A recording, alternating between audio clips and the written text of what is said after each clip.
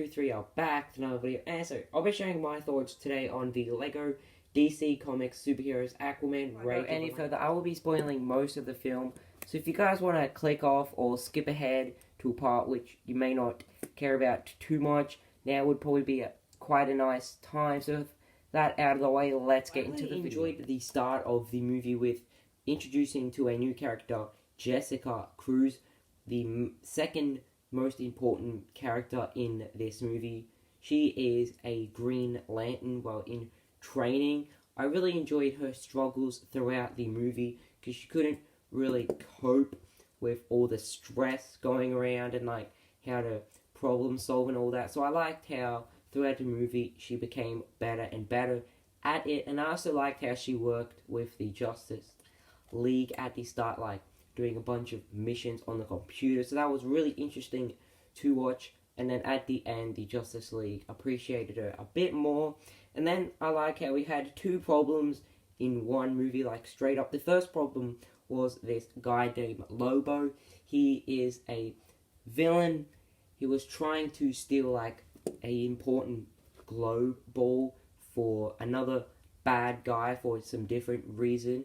So they had to fight him off, but they struggled because like he's quite a powerful villain. So that was really interesting to watch because Aquaman got involved, but he kind of stuffed up, made a bit of a joke of himself. So that was pretty funny to watch. And then Ocean Master, this wasn't a surprise to me because with Aquaman, his step brother is, or half brother is a villain in Batman Brave and the Bold. So I kind of already knew this may happen in this movie, and I kind of knew he would pretty much like go evil in this or like turn against his brother. So that wasn't a surprise, but I liked how that happened.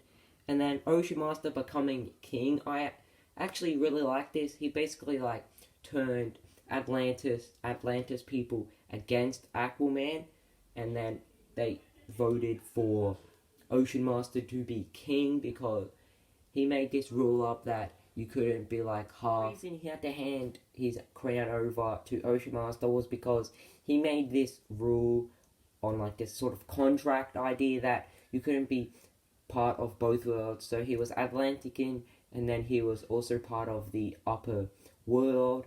So that was quite interesting to watch.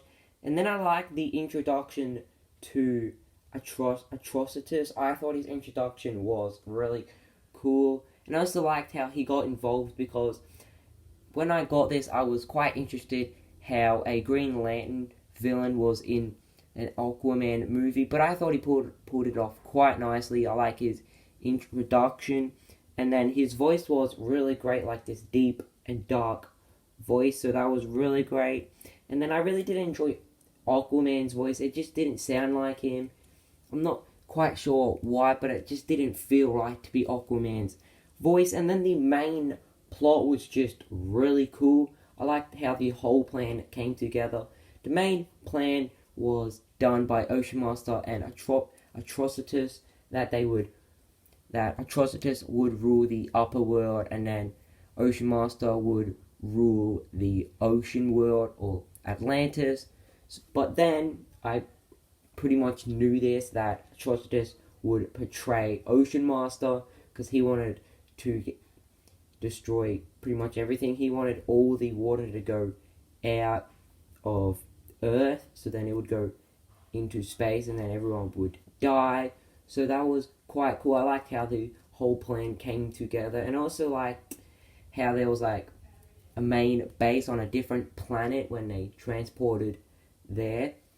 And then I liked how we had a Red Lantern cat, and then a brainwashed dolphin, which was pretty cool. And then we had like all these robots which were indestructible. If you destroyed them, they would rebuild themselves, which was really interesting.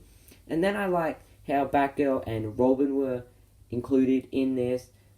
Because it's an Aquaman movie, I wasn't quite sure if they were going to have like Batgirl and Robin in it, but they actually did, and I thought they fitted it quite nicely because while the robots and like the brainwashed Atlantis people were on the surface area destroying everything, they were defending it, which was quite interesting.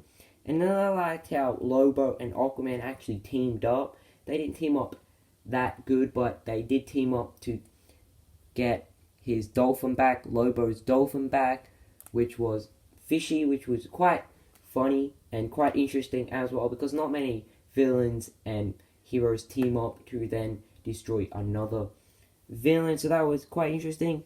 And then, as I said, Atrocitus portrays Ocean Master. And then I like how Jessica learned to not just care about herself, because she basically only cared about herself. She didn't really care for other people. She didn't really care for other people. But then eventually she learned that she had to care for everyone because she is a superhero. And I liked how she saved Robin and Batgirl just at the last minute before they were brainwashed. And then she helped everyone pretty much get unbrainwashed, which was pretty cool. So overall, an actually awesome movie. So if you guys have not seen this movie, I would probably highly recommend it. So if you guys enjoyed this thoughts video as much as I did making it and also watching this movie, and I cannot see, so goodbye.